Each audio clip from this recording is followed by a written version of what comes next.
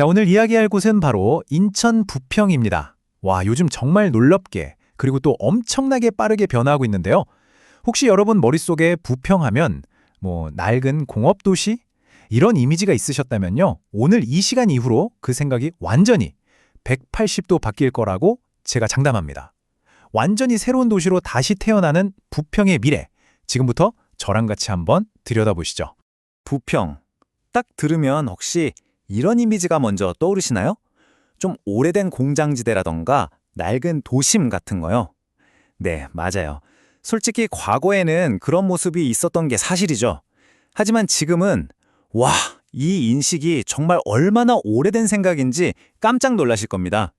네, 맞습니다. 다시 생각해 보셔야 해요. 왜냐하면 부평은 지금 말 그대로 완전히 다시 태어나고 있거든요. 그냥 조금 좋아지는 수준이 아니고요. 교통, 주거, 그리고 환경, 이 세 가지 핵심 축이 동시에 한꺼번에 업그레이드 되면서 도시의 체질 자체가 근본적으로 바뀌고 있습니다. 오늘 우리가 나눠볼 이야기가 바로 이 엄청난 재탄생에 대한 겁니다. 자, 그럼 그 첫 번째 변화의 신호탄, 바로 교통혁명입니다. 부평의 미래 가치를 끌어올리는 이 모든 변화가 사실은 바로 여기서부터 시작된다고 보시면 됩니다. 그 중심에 뭐가 있냐? 바로 GTX B 노선입니다. 여러분, GTX가 그냥 좀 빠른 지하철, 이 정도가 아닌 건 다들 아시죠? 이건 수도권의 공간 개념 자체를 완전히 뒤바꿔버리는 진짜 게임 체인저잖아요. 그리고 중요한 건 부평이 바로 이 GTX B의 직접적인 수혜 지역이라는 사실입니다. 이게 핵심이에요. 이 그림 하나가 모든 걸 설명해 주네요. 보세요. GTX B가 없었을 때 부평은 그냥 인천의 한 외곽이었죠. 그런데 GTX B가 딱 들어서는 순간 서울 광역생활권으로 위상이 완전히 점프하는 겁니다. 왜냐? 부평역에서 여의도, 서울역까지 가는 시간이 말도 안 되게 줄어드니까요. 이건 그냥 물리적인 거리 개념을 무시해버리는 수준인 거죠.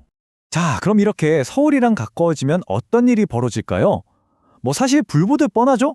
당연히 서울로 출퇴근해야 하는 사람들이 부평 괜찮네? 하면서 몰려들 거고요. 자연스럽게 역 주변 아파트나 상가 몸값은 다시 평가받게 될 겁니다.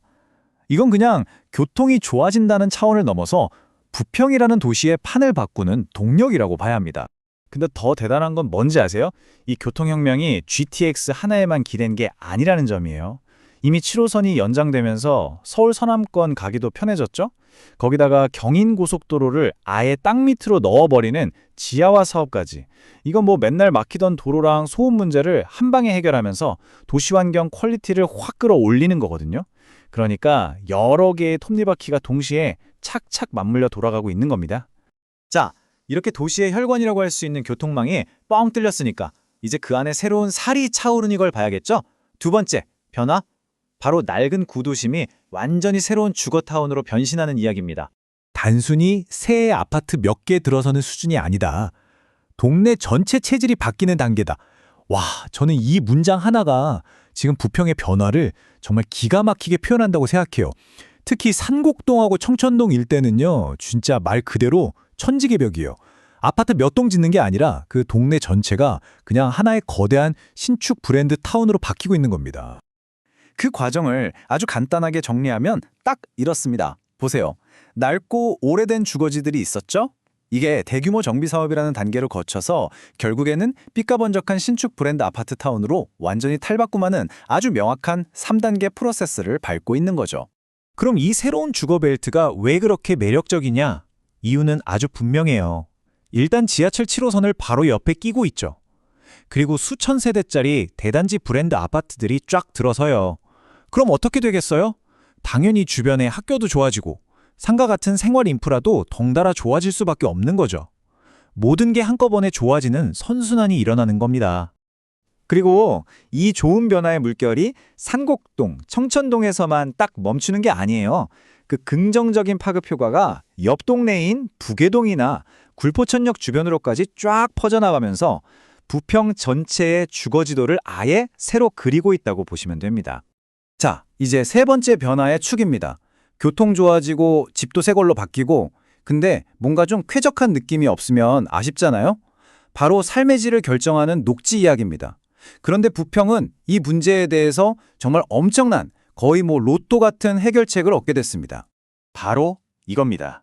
수십 년 동안 부평 한복판을 떡하니 차지하고 있었지만 암으로 들어갈 수 없었던 거대한 군부대 부지들.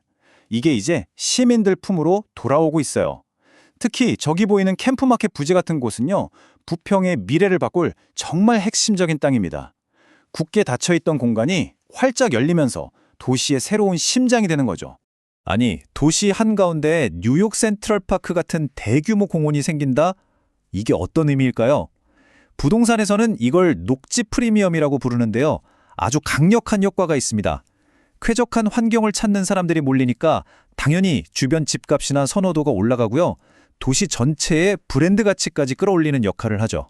여기서 진짜 중요한 포인트가 있어요. 이 변화가 그냥 공원 하나 툭 생기는 그런 점 단위 개발이 아니라는 겁니다.